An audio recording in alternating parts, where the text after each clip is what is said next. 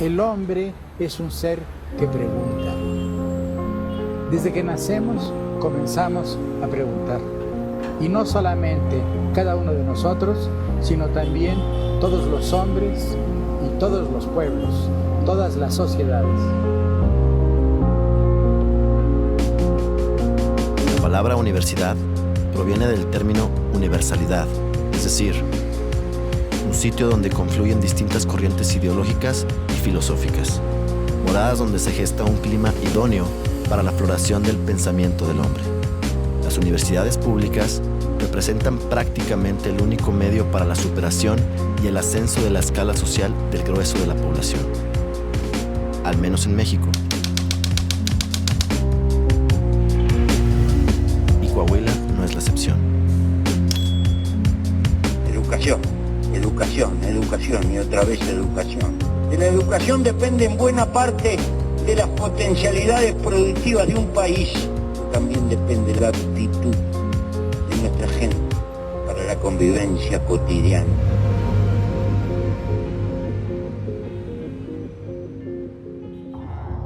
La Universidad Autónoma de Coahuila es la máxima institución pública de educación superior en el estado de Coahuila. En su totalidad, la UADC cuenta con 13 centros de enseñanza del nivel medio superior en los sistemas escolarizado y abierto. Ofrece además 3 alternativas de capacitación para el trabajo, 47 carreras del nivel superior y 67 del nivel posgrado, 28 especialidades, 34 maestrías y 5 doctorados.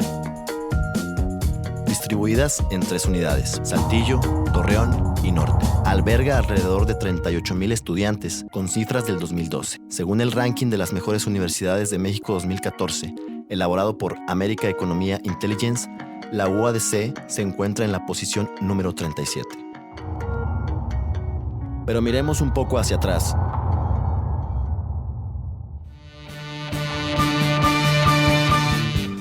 La Universidad de Coahuila fue fundada en 1957, luego de la emisión de un decreto por el Congreso del Estado. El entonces gobernador, Román Cepeda Flores, designó al licenciado Salvador González Lobo primer rector de esta casa de estudios.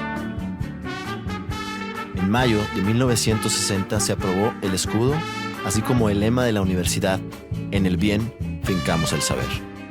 En ese entonces, la dirección y toma de decisiones estaba directamente a cargo del gobernador y distintos funcionarios públicos. Era una universidad del Estado.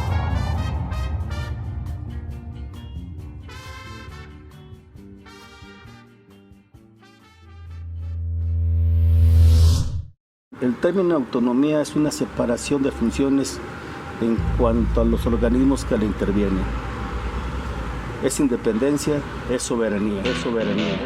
No fue hasta 1973, en los meses de marzo y abril, que se concede la autonomía a la universidad, luego de una larga pugna que tuvo como propósito arrebatarle al gobernador del estado la facultad para designar al rector. Se lucha por la autonomía. Aquí en los años 70 finalmente se logra la autonomía. ¿Qué es la autonomía? Bueno, la autonomía es, en términos sencillos, el derecho o la facultad de autogobierno. Es decir, que las instituciones se puedan gobernar a sí mismas a través de sus propias reglas, sus propios estatutos y demás, para elegir a sus rectores, a sus directores, crear sus cuerpos académicos, sus cuerpos directivos, sus cuerpos de gobierno.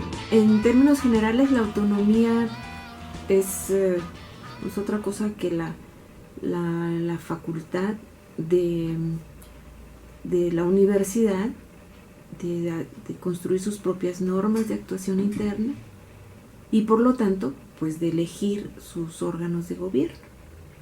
Se creó el Consejo Universitario como la máxima autoridad, anulando así toda injerencia del gobierno, según el propio estatuto universitario. Y empezaron a exigir a los gobiernos que no metieran las manos en los procesos de la universidad, que no impusieran gente, que no hubiera represión. Es algo, en teoría, muy sencillo, ¿no? El derecho de decidir cómo nos organizamos, cuáles serán nuestros procedimientos la actuación de todos los que participamos en esta tarea de la educación superior, y la posibilidad de decidir entre la comunidad al interior las mejores personas que puedan dirigir el rumbo y tomar las decisiones, ¿no? Eso es en teoría la autonomía, y en palabras más o palabras menos, esa es la forma en que está concebida también desde el estatuto universitario, desde nuestra declaración de principios. Nacía la idea de tener una educación más vinculada al pueblo y más integrada, para que los conocimientos impartidos tuvieran una mayor conexión entre sí y con un mayor grado de compromiso con las causas de los grupos sociales marginados. Hicimos una reunión un tanto clandestina, los principales dirigentes estudiantiles, y llegamos a una conclusión. Vamos a pelear por la autonomía universitaria. Entonces sacamos esa bandera y al mismo tiempo tomamos esa noche la rectoría para que no le dieran posición en la rectoría, pero Villegas Rico de todos modos se la dio en el Palacio de Gobierno. El 3 de abril de 1973 se designó a Melchor de los Santos Ordóñez, quien 2 años después sería el primer rector electo de nuestra universidad. Eran épocas de ebulliciones ideológicas. Melchor fue el primer rector de la autonomía, dura dos años para hacer el estatuto, y después es electo por primera vez. Dura 5 años, del 73 al 78. Y cuando llega Melchor, los trabajadores universitarios, el sueldo mínimo era de 300 pesos. Melchor lo deja en 5 años en 3,000. Llegamos a ser la universidad mejor pagada después de la UNAM. En la historia de la universidad han sido 2 los acontecimientos que sacudieron sus cimientos. El primero fue la lucha por la autonomía en 1973 y el movimiento Pro Dignificación UADC en la década de los 80s. Como muchos grupos internos estaban en desacuerdo con la forma de elegir al próximo candidato oficial para rector, comenzó una etapa de agitación e inestabilidad en la universidad.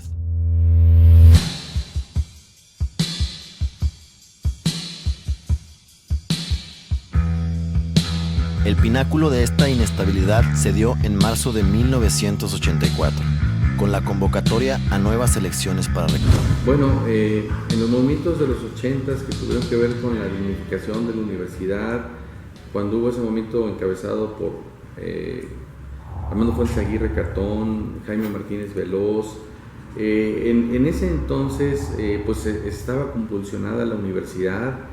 Había balazos, había desalojos, había enfrentamientos, había grilla, que es... La grilla no es la política son gestiones en bien de personas, de grupos de personas. Era grilla, era descalificaciones, ataques. Del movimiento del 84, yo estaba en el último año de la licenciatura, y me tocó vivir aquellos tiempos de mucho aprendizaje. Yo me acuerdo que la participación que a mí me tocó, la responsabilidad que me dieron en aquel movimiento, era formar parte del equipo de prensa y relación con los medios. Participaban Valeriano Valdés, candidato de Óscar Villegas Rico, el rector saliente; Armando Fuentes Aguirre, apoyado por los grupos conservadores; y Jaime Martínez Veloz, Jimmy, postulante independiente. Este movimiento se dio por la intervención de políticos y las nuevas esferas de poder en la vida universitaria. Nace precisamente porque Catón y Jaime Martínez Veloz querían participar en el movimiento. Si tú te das cuenta, era el oficial, Valeriano, el candidato rector de todos los tiempos, que era Armando Fuentes Aguirre, y Jaime, una sangre nueva con una ideología liberal. Óscar Villegas Rico, considerado un político prominente y culto, era el rector saliente, un hombre que provenía del despacho de gobernación, quien también estuvo involucrado en la lucha por la autonomía. pelado que se resistía. Irónico que un hombre contrario a la autonomía fuera a ocupar el cargo años después. Pocos meses antes de terminar su mandato, destapó a Valeriano Valdés para sucederlo en el cargo. Óscar Flores Tapia le impone a Melchor que fuera Villegas Rico. Llega Villegas Rico, el principal enemigo de la autonomía, llega 5 años después a ser rector de la universidad, y por rector, pues bueno, fue intolerante. Empezó la cuestión de que pues los séquitos de gente, las lambisconerías, lo que el rector dijera, bla, bla, lo que está ahorita todavía. Valeriano Valdés provenía de la Facultad de Jurisprudencia, donde fue director por 2 periodos consecutivos. También era concuño de Villegas Rico. Armando Fuentes Aguirre Catón recién fundaba a la Escuela de Comunicación. Años antes fue director del Ateneo Fuente. Representaba el pensamiento conservador, la vía institucional. Jaime Martínez Veloz venía de la Facultad de Arquitectura, donde también fue director. Era el hombre con mayor capacidad de convocatoria entre los estudiantes por su conocido carisma. Su propuesta era democratizadora, de izquierda. Fue quien lideraría el movimiento Pro Dignificación UADC. Jaime y Catón, enemigos ideológicos de siempre. Catón es un hombre de derecha, Jaime era un hombre de izquierda.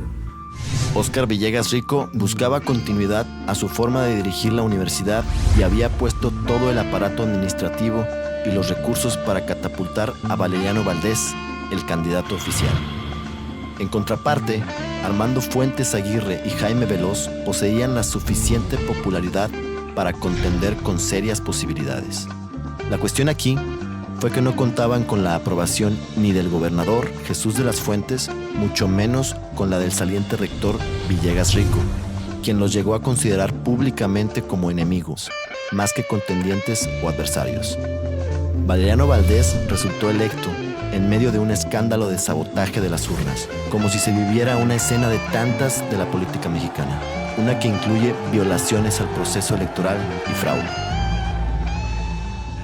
Cuando anduve en campaña, pues en todas las escuelas los directores obligaron a los estudiantes a estar en asambleas o le permitieron al candidato oficial, que en este caso era Valeriano Valdés, entrar a los salones a hablar, y en cambio a Jaime Martínez Veloz y a Armando Fuentes Aguirre no le pasó lo mismo. Valeriano toma protesta de forma apresurada. Había ganado el candidato oficial. Los 2 candidatos no electos pronto organizarían un mitin en la rectoría, y sin saberlo, ese 27 de marzo de 1984, nacía de las trincheras estudiantiles el movimiento Pro Dignificación UAC. Todo esto que hicieron pues había sido un fraude, había sido una elección amañada, todo eso que fue lo que... Entonces eso los acerca a los dos. Ahí nace una gran conformidad cuando ven que no se...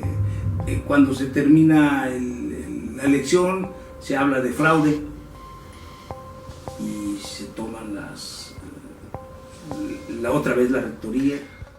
Un movimiento que solo duró poco menos de 50 días, pero que convulsionó a toda una sociedad que se identificó con los motivos, que lo arropó desde distintos grupos sociales. Esa mancuerna entre Armando Fuentes y Jimmy Veloz resultó extraña. El líder estudiantil de tendencia populista se aliaba con un conservador católico. Sin embargo, esta posibilidad logró la unificación de una mayoría que se resistía a que los rectores continuaran siendo elegidos por dedazo. Fueron días de empoderamiento, de tantear los límites, buscando un cambio. Se tomaron facultades, se sumaron otros grupos sociales al movimiento como obreros, vecinos y demás clases populares. La consigna era sacar cualquier influencia de Óscar Villegas Rico de la universidad. Villegas Rico impone a Valeriano Valdés como rector. En contraparte, Óscar Villegas puso en movimiento a grupos de choque, entonces conocidos como porros, para desequilibrar las organizaciones del movimiento. Fue algo muy, muy intenso porque la gente que trabajábamos ahí en ese sótano teníamos que estarnos turnando para tener una vigilancia fuera, porque teníamos permanentemente el riesgo de ser agredidos por lo que en aquel tiempo se llamaban los porros de la rectoría. La XCKS con Chuy López Castro, El Sol del Norte y el Heraldo de Saltillo jugaron su parte, dando cobertura a lo que iba aconteciendo. El periódico Vanguardia, prooficial, daba cobertura a las actividades del rector electo, sacando artículos que poco tenían que ver con la realidad de Saltillo. Se bloquearon carreteras, se buscaba al gobernador y exrector José de las Fuentes insistentemente para que interviniera el asunto. Sin embargo, la respuesta no llegaba. Fue entonces, ya en el quinto mitin multitudinario llevado a cabo en Plaza de Armas, que se decide salir caminando hasta la Ciudad de México, con una autoridad de mayores facultades. Mientras yo tenía esa experiencia ahí en el sótano de químicas, pues muchos otros andaban haciendo otras cosas. Algunos se fueron en carretera, marchando en la carretera hasta la Ciudad de México, otros estaban en la ciudad haciendo trabajo en los medios. Fue un movimiento muy interesante. La marcha a la Ciudad de México fue, a todas luces, el movimiento más popular de aquellos años. El Domingo de Ramos en 1984, sin grandes premeditaciones, un grupo de estudiantes salieron rumbo a México por la carretera 57. Se encontraban indignados por el supuesto fraude cometido para que Valeriano ganara las elecciones. Luego de diversas manifestaciones y al no encontrar respuesta con ninguna autoridad, los dos puntas del movimiento, Armando Fuentes Aguirre y Jaime Martínez Veloz, resolvieron simplemente salir a caminar a la carretera con destino al DF. Sin saber dónde iban a acampar o qué irían a comer, simplemente caminaron en busca de una respuesta a la Ciudad de México. Vivían de la caridad. Conforme avanzaban, solicitaban la cooperación de los automovilistas para seguir manteniendo el camino hacia el sur del país. Algunos aceptaban su ideología, otros se molestaban por el bloqueo carretero y el tráfico que originaban. Madres de familia, grupos obreros y sindicales, otras casas de estudio, empresarios y algunos clérigos se sumaron a este esfuerzo y apoyaban con lo que podían. Pero pronto fueron sacudidos por un golpe brutal, cuando un estudiante, Juan Fernando Gallegos Monsiváis, el Calimán, fue asesinado por un ex escolta del entonces presidente de la República, José López Portillo. Una cachetada que le recordaba a todos que no era un juego, que había peligros reales, que hasta la vida podía perderse. Además, pues había muerto un estudiante.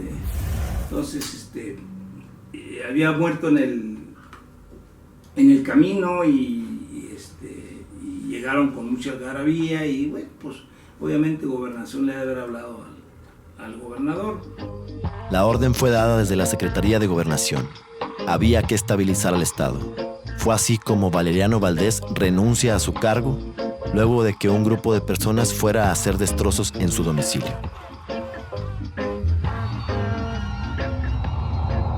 Y Valeriano no quería renunciar. Con todo y todo no quería renunciar. Porque Valeriano le hacía caso a Villegas. Villegas hablaba de manipulación del diablo, no, el que manipulaba a Valeriano era él. No quería renunciar hasta que por arte de magia se aparece Navarro Montenegro con 200 gentes y estudiantes afuera de la casa de Valeriano. Y los aterrorizaron tanto que es cuando le hablan a José de las Fuentes. Y ya José de las Fuentes no quiere contestar, le contesta a algún otro funcionario. Tenemos miedo, aquí está toda mi familia. Y dicen que le pregunta, que le dice Valeriano, ay, qué bueno que viene, licenciado. Qué bueno que viene a darnos protección. No, no vengo a darnos protección, vengo a llevármelo para que firme. Y firme. Fue así como terminó la gran marcha de los estudiantes de la UAC.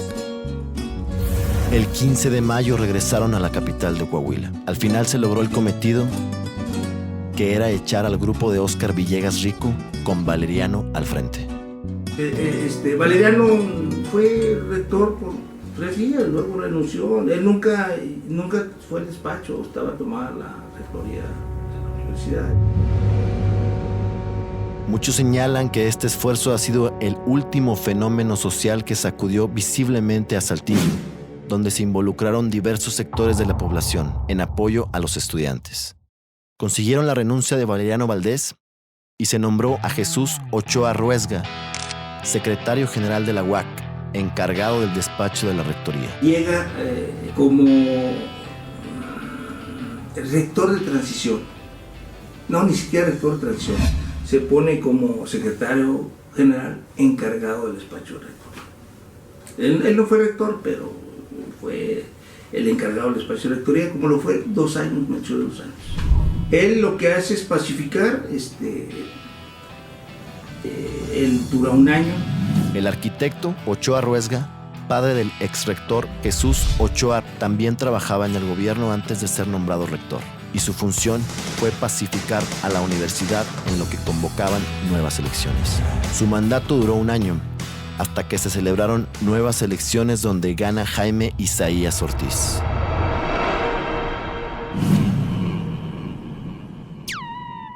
El gobernador se decide por el Gato. Jaime Isaías Ortiz, apodado El Gato, surge de la Facultad de Ciencias Químicas, un hombre que supo aprovechar las coyunturas y consiguió la candidatura, apoyado por el entonces gobernador José de las Fuentes y más tarde por el mismo Jimmy Veloz.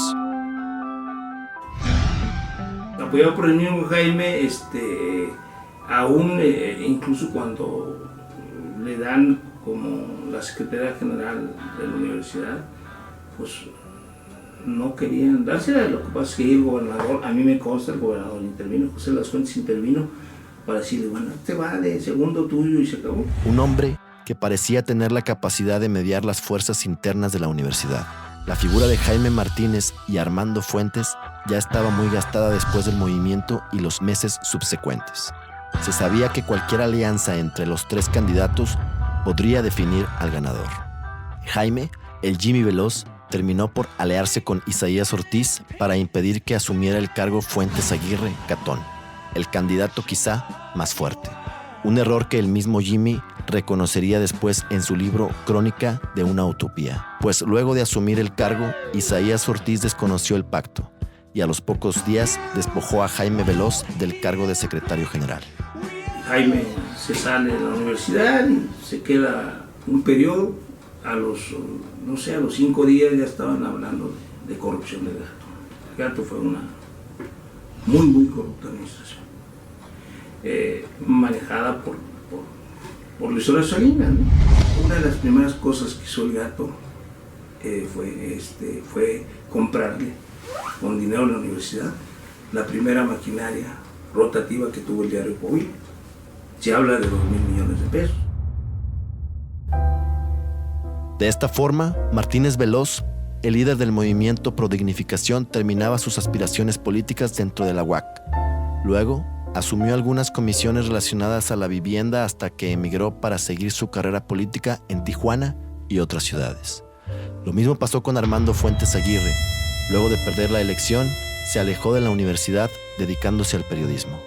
Villegas Rico, quien se decía que podía llegar a ser gobernador del estado, ve truncada su carrera política luego de su inflexible postura ante las demandas estudiantiles, dedicándose a su notaría pública, hasta su muerte. Valeriano hizo lo mismo.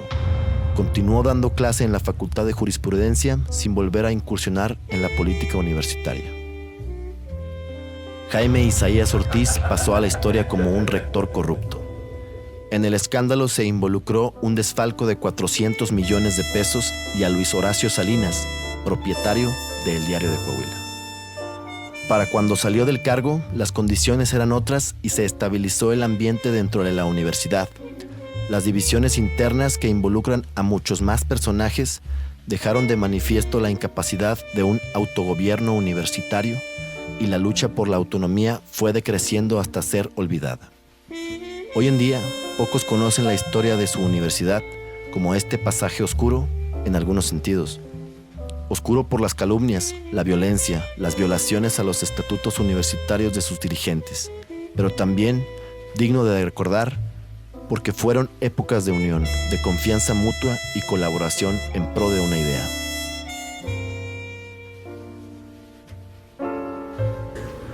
Creo que nos podemos ir a la etimología de la palabra autónomo o autonomía y no da lugar a equivocaciones. La autonomía es la potestad de uno mismo para tomar sus propias decisiones y pues bueno, vemos que aquí en este caso no aplica. Por supuesto que teniendo un gobierno tan corrupto como el que tenemos, sí sería deseable que estuvieran un poquito distanciadas la casa donde se forman los profesionistas del lugar donde se termina de corromper la sociedad. Lo que hacemos al interior de la universidad, más allá de la actividad académica y el compromiso de la formación de los profesionales, creo que tenemos el gran compromiso de la formación de los ciudadanos y de los seres humanos. ¿Cómo puedes entender una autonomía si también los recursos vienen del gobierno hacia las universidades, a las universidades públicas? Claro que hay presupuestos, pero también muchas veces está ese manejo discrecional de los recursos. Como sabemos que las universidades públicas son fuentes de pensamiento y fuentes de crítica, pues muchas veces los gobiernos pretenden que no se les critique, que no haya actividades en contra de algunas de sus decisiones, que no se opongan a muchas cosas para mantener una buena imagen y la paz social. Pero te digo, el pensamiento no se puede frenar. Si el gobierno fuera transparente, si viéramos que fuera un gobierno responsable y que pudiera presumir de integridad, tampoco sería necesariamente malo que fuera una universidad directamente dependiente del Estado. No por el hecho de ser autónomo es necesariamente bueno, ni por el hecho de ser un organismo estatal sería malo por antonomasia. Pero en este caso, la vinculación a un gobierno tan francamente corrupto, pues es lo que nos genera un problema, por no hablar de que, bueno, estás contradiciendo tus propios estatutos. Entonces, algunos métodos son incorporar o tener en las universidades gente, vamos a decir, incondicional de algunos gobiernos, pues para que mantengan un mayor control sobre las reacciones que puedan tener las universidades o los estudiantes y maestros con respecto a algunas decisiones de gobierno, o bien pues la discrecionalidad de los recursos en muchas ocasiones. Y en eso resulta indispensable una formación de conciencia social, de conciencia universitaria, una visión analítica, crítica, que nos ponga en condiciones de debatir al interior, de exponer ideas, de conocer las ideas de los demás. Tal vez podamos decir que es tibia la participación de las universidades o de la nuestra en asuntos sociales y políticos, pero también hay que entender que son procesos. Sin embargo, la tan aclamada autonomía, conseguida contra viento y marea, hoy, ya a muchos años de distancia, queda en entredicho, tomando en cuenta que ser rector es la antesala de la política. Los funcionarios de la universidad se pasan al gabinete del gobierno y viceversa, siempre se están haciendo sus enroques, revisando los antecedentes de los últimos rectores, viendo su historial, viendo sus afinidades partidistas o sus lealtades políticas, e incluso en los protocolos también es muy claro. No hay discurso donde no se mencione la buena voluntad y la buena disposición de su excelencia el señor gobernador. Una institución no es nada sin la gente que la conforma. La responsabilidad y el destino de la universidad es de los estudiantes y maestros, en primer lugar. Son los usuarios y beneficiarios directos, pero pareciéramos estar sumidos en el letargo y la falta de crítica. Son muy conocidas las fiestas que maestros y administrativos organizan para ganar adeptos en época de elecciones, replicando el estilo electoral mexicano, donde se regalan despensas, tarjetas de Soriana, televisiones o materiales de construcción. ¿Acaso la sucesión del poder rectoral ha encontrado la fórmula para domesticar y volver dóciles las conciencias estudiantiles? O peor aún, a nosotros como estudiantes, como maestros, simplemente no nos interesa. Nuestra universidad tiene una historia muy rica y tiene una historia muy interesante, muy triste en algunos episodios, pero que si no conocemos esa historia, yo creo que no estaríamos en condiciones de tomar las mejores decisiones en este momento. En época de elecciones, ¿en verdad se genera un clima de debate y reflexión para proponer y elegir a la mejor opción? ¿O aplica la misma máxima de la política gubernamental, donde el recomendado, el que cuenta con presupuesto o personal burocrático, es el que obtiene el poder? Me han invitado alguna vez algunos compañeros de la universidad a platicar con los estudiantes, a platicar con los muchachos sobre periodismo, e inevitablemente nos tenemos que brincar a discutir algunas cuestiones sobre política y poder.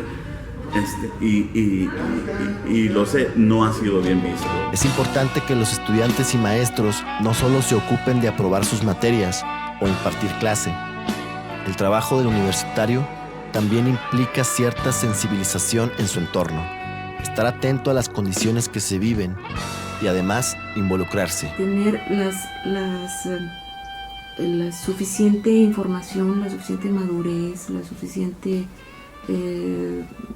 dignidad y valor civil de seguir defendiendo nuestra casa de estudios como eso, como una casa de estudios que no puede transformarse en ninguna otra cosa, no puede transformarse en un coto de poder, no puede transformarse en un espacio político ramplón, no puede transformarse en un negocio. El movimiento pro dignificación de la universidad hasta la fecha ha sido el caso más importante en la historia moderna de nuestra ciudad, referente a la colectividad y a la puesta en común de un concepto. Para defender lo que es nuestra universidad tenemos que conocerla, tenemos que amarla y tenemos que tener razones para amarla y eso está en lo que hacemos ahora, en lo que somos, pero también en nuestra historia. Más allá de los líderes, los objetivos a alcanzar o los logros, queda el precedente de que somos capaces de ponernos de acuerdo, de hacer frente común para cambiar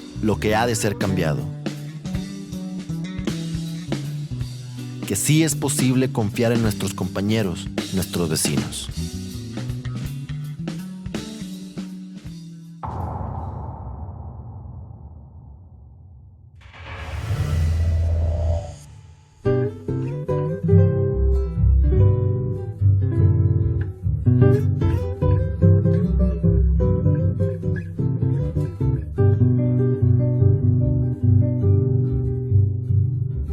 Vivan los estudiantes, jardín de nuestra alegría.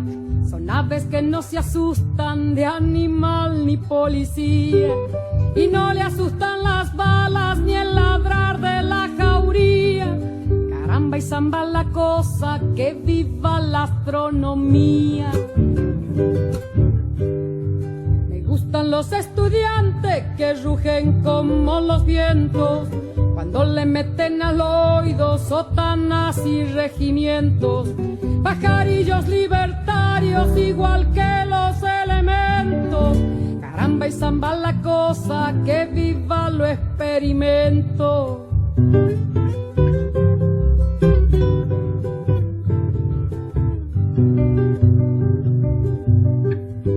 Me gustan los estudiantes porque levantan el pecho. En la época actual, el concepto de autonomía pues es algo que tiene una connotación diferente de como fue hace 40 y tantos años, cuando la Universidad de Coahuila se constituyó en la Autónoma de Coahuila. La ley orgánica en la que se estableció esto nos dice que somos un órgano descentralizado de la administración pública con autonomía. Me gustan los estudiantes que con muy clara elocuencia a la bolsa negra sacra le bajo las indulgencias, porque hasta cuando nos dura, señores, la penitencia. Caramba y zamba la cosa, que viva toda la ciencia. Caramba y zamba la cosa, que viva toda la ciencia.